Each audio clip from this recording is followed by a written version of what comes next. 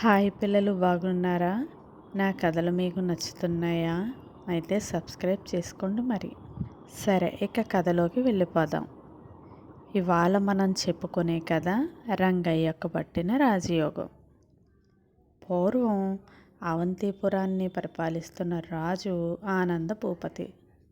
ఆయన తరచూ మారువేషంలో రాజ్యంలో సంచరించి ప్రజల యోగక్షేమాలను పరిశీలిస్తూ ఉండేవాడు. పొరుగు రాజ్యంలో రంగయ్య అనే ఒక దొంగ ఉండేవాడు. ఆయన చిన్న చిన్న దొంగతనాలు చేస్తూ ఉండేవాడు. ఒకసారి దొంగతనం చేయడానికని అవంతిపురానికి బయలుదేరాడు. 3 రోజుల ప్రయాణం అనంతరం ఆ దొంగ అవంతిపురానికి చేరుకున్నాడు. రంగయ్య అవంతిపురం చేరుకునేసరికి అక్కడ ఊర్లో వాళ్ళందరూ అమితమైన గౌరవంతో ఏది కావాలంటే అది ఉచితంగా ఇవ్వసాగారు. రంగయ్యకు చాలా ఆశ్చర్యం కలిగింది. ఇలా రాజ్యంలో ఎక్కడికి పోతే అక్కడ అతనికి గౌరవం లభించింది. దీంతో ఇప్పటి నుంచి దొంగతనాలు మానేసి ఏదో ఒక పని చేసుకుని బ్రతకాలి అని నిర్ణయించుకున్నాడు. రాజు మారువేషంలో తిరుగుతున్నాడు అన్న విషయం ఈలోగా వేగుల ద్వారా మంత్రికి చేరింది. మంత్రి రాజు దగ్గరికి వెళ్ళి విషయం చెప్పాడు. అవునా, నేను ఈ మధ్య కోట దాటి అసలు బయటికే వెళ్ళలేదే. అయితే ఎవరో నాలా వేషం వేసుకొని తిరుగుతున్నారన్నమాట.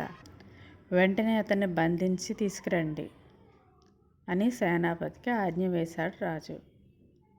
రాజభటులు రంగయ్యను పట్టుకుని వచ్చారు.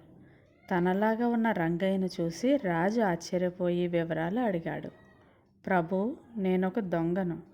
నాది పక్క రాజ్యం. నాకు ఈ రాజ్యంలో దక్కిన గౌరవాన్ని చూసిన తర్వాత దొంగతనాలు మానేసి ఏమైనా పని చేసుకొని బతుకుదాము అని నిర్ణయించుకున్నాను. ఈలోగానే మీ భటులు బంధించి ఇక్కడికి తీసుకువచ్చారు. మిమ్మల్ని చూడగానే నాకు విషయం అర్థమైంది అన్నాడు దొంగ.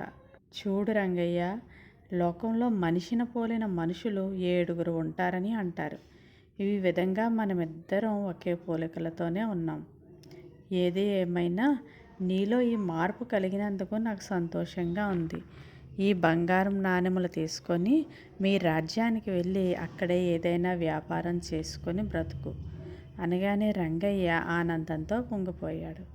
తక్కువ సమయంలోనే మంచి వ్యాపారస్తుడిగా పేరు తెచ్చుకున్నాడు. అదర్రా పిల్లలు, రంగయ్యకు పట్టిన రాజయోగం. సరే, ఈ కథ కనుక మీకు నచ్చినట్లయితే ప్లీజ్ లైక్ చేయండి. Thank you.